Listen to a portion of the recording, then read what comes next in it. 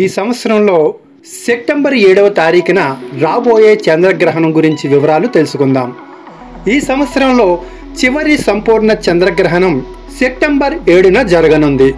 ఇది భాద్రపద పౌర్ణమి ఆదివారం నాడు ఏర్పడనుంది మరియు భారతదేశంలో కనిపించనుంది.